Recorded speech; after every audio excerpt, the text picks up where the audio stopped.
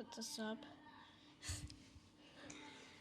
Simon completed the Pendulum Force example from the Nature of Code. And now I actually completed my series about harmonic motion. Yes. My series about harmonic motion.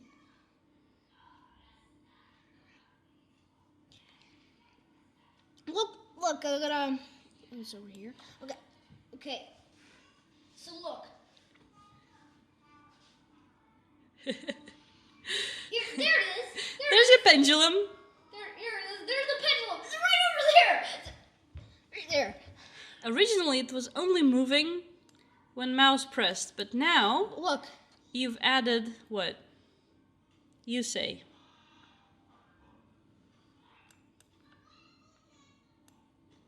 It's pretty realistic, but there's been a lot of trigonometry involved, right? You've even used an arctangent.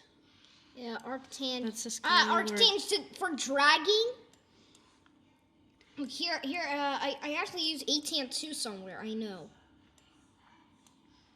Look, ATAN2. Right? Mm-hmm. And what did you do to add gravity?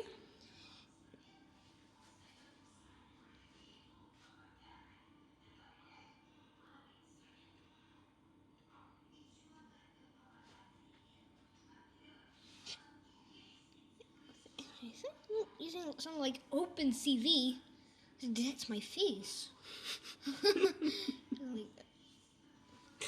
Look. So, what do you mean? What did you say? What did you use to add gravity? Add gravity. I actually had Because you've got two files. Here, You've got update here. Update. This is the last thing you added. As long as we aren't dragging the pendulum, let it swing. And here's kind of an explanation.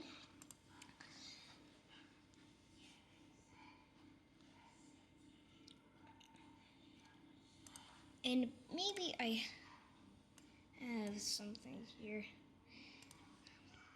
So here you see a little explanation. Mm-hmm.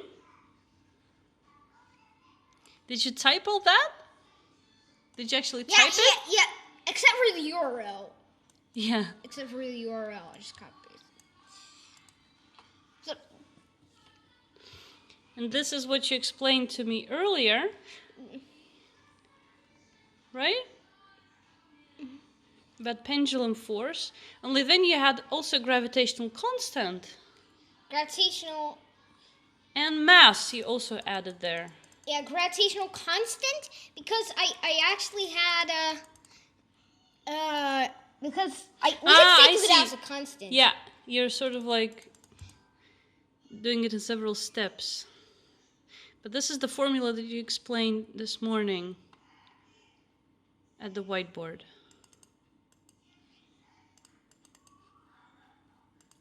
Okay. So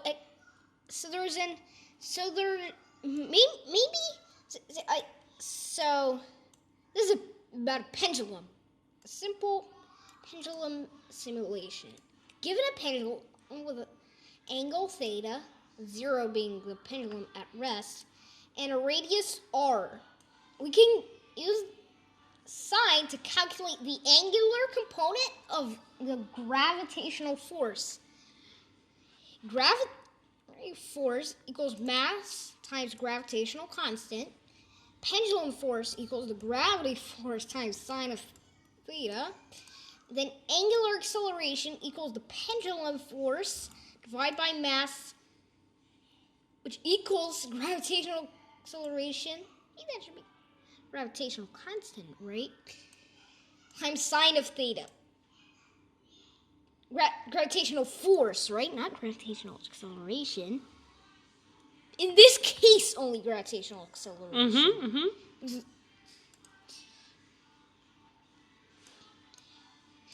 Nope. is an ideal world scenario with no tension in the pendulum arm.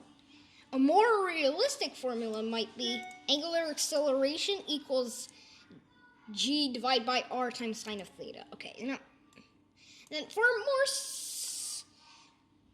substantial explanation, visit http://myfitslab.com/pendulum1. And this comes from the nature of code.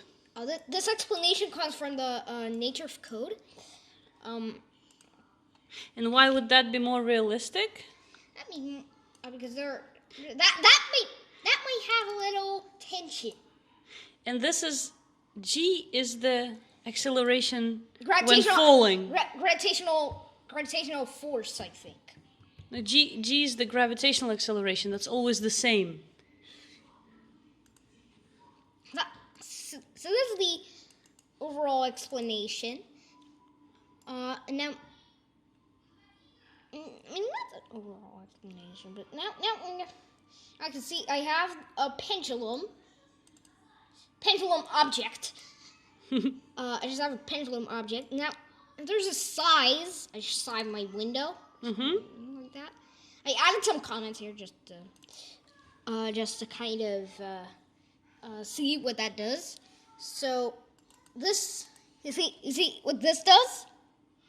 You can read this. Yeah.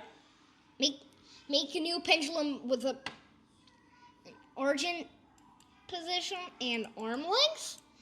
So you can see I have this is the origin point and this is the arm length. And instead of draw, all I actually say is p.go. And that's all the physics stuff. That does all the physics stuff. And that mouse pressed handles some user interaction. Mouse release also allows some user interaction. And here's just inside of the pendulum tab, here's just the simple pendulum class, which includes functionality for user that can click and drag the pendulum.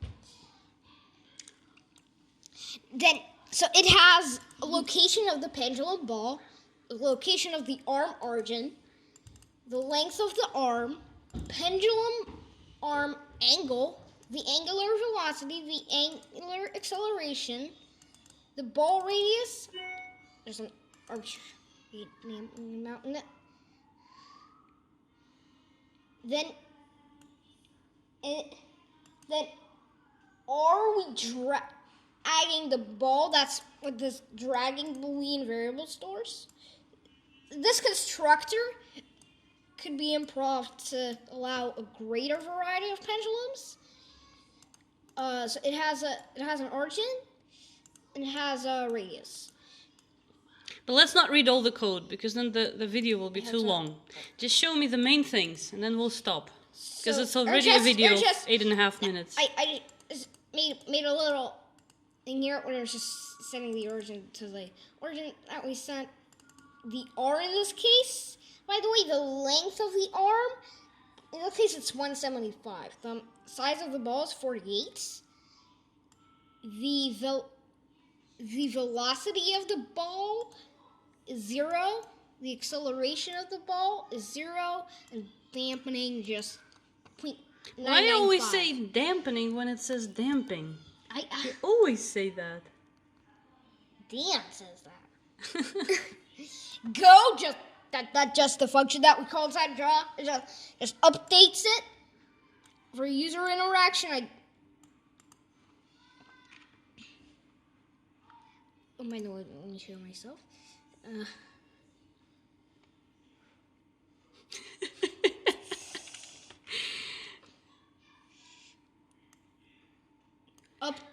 That updates it, so there's gravity applied to it. Drag, so we can user interact it, and that display just displays it. Okay, then there's the function to update the location, which is right here. And you can see I just made a little gravity constant, and then I'm using the formula to calculate the angular acceleration. Alright, this just use all of the physics.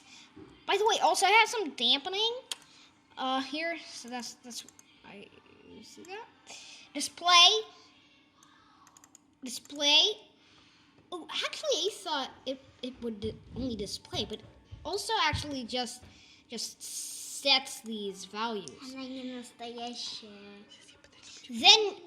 here, the methods below are for user interaction. So here's the user interaction part. And you can see clicked, which expects a mouse. Then I have a stop dragging, which stops it from it release. When I release it, it stops it from finding the mouse, doing things like that. Drag just that it stops, but if it's that it starts doing that. So you can see my click. We call it click, and then and so you can see here. I call the clicked function, and if it's dragging, it just. So I call the click function, and then I call the stop dragging function also. So inside of mouse press, click that handles the click event. Release that. This handles the click event. So that's about it, right? Yeah. You're also showing me how when you change the code, it's doing weird things. The pendulum starts doing crazy stuff. That's not really nice. Wait. Simon. Your tongue. That's not really beautiful. You know, like you were showing me? That when you change something with the... Yep. Yeah, but I think that was with that arctangent. That you changed something and then it went... When you click the mouse, it went way up there. Yeah. Remember? Can you do that again? Yeah. No. Then we'll break. No. I was gonna break the code? It's gonna but I'll not crash it, but I'll just not do it. I'm just afraid. Okay. Let's not do anything what you're afraid of. Let's stop this video. It's getting way too long. I'm curious. It's using like OpenCV to dissect my face.